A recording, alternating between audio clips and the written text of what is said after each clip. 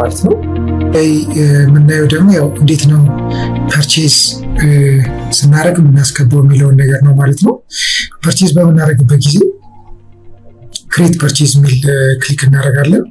ከዛ ሰፕላየሮቻችን እንመርጣለን። ዳንኤል የሚባል ሰፕላየር ቢኖረን ከዛ በኋላ ደግሞ መርካቶ ሱቅ ፐርቼዝ ያደረግነው ያው ፐርቼዝ ያደረግነው ስቶር ነው የሚገባው ብንል ወይ ራሱ ወደ ስቶር ልናስገባ ነው።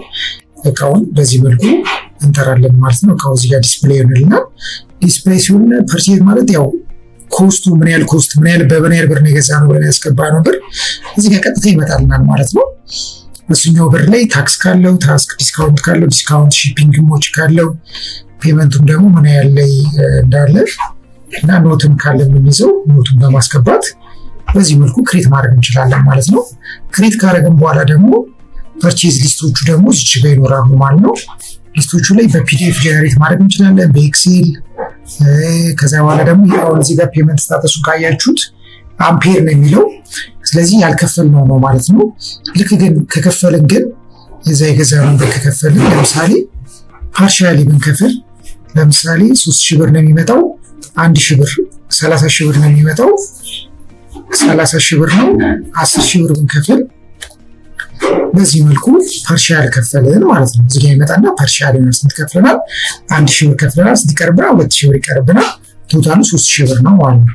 ሙሉን በምንከፍልበት ጊዜ ደግሞ ይሄን 2000 ብር የቀረው ስንከፍል ነው በዚህ መልኩ እንከፍላለን። ስለዚህ ምንድነው የቀረን ብር ግማሹን ብንከፍል መያዝ እንችላለን፣ ሙሉን ብርም ስንከፍል በዚህ መልኩ ማስገባት እንችላለን ማለት ነው።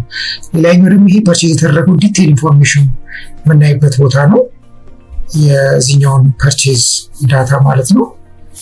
ሌላኛው ደግሞ ኤዲት ማድረግ ከፈለግን ፐርቼዝ ያደረግነው የምናይበት ቦታ ነው ማለት ነው። ይሄ ደግሞ ፔመንቱ የምናይበት ቦታ ነው። እንዴት ነው ሀፋፍ የከፈልነው ፐርሻል ስንት ነበር የከፈልነው የሚለውን ነገር የምናይበት ቦታ ነው። ይሄ አሁን ክሬት ያደረግንበት ጁዌ ስንከፍልና ሙሉ ስንከፍል በፒዲኤፍ ዳውንሎድ ማድረግ ከፈለግን ዳውንሎድ የምናደርግበት ቦታ ነው ማለት ነው። መደለትም ከፈለግን መደለት። ፐርቼዝ ይሄንን ይመስላል ማለት ነው። ከፈለግን ፐርቼዝ ያደረግነው ነው በፒዲኤፍ በዚህ መልኩ ዳውንሎድ ማድረግ እንችላለን ማለት ነው።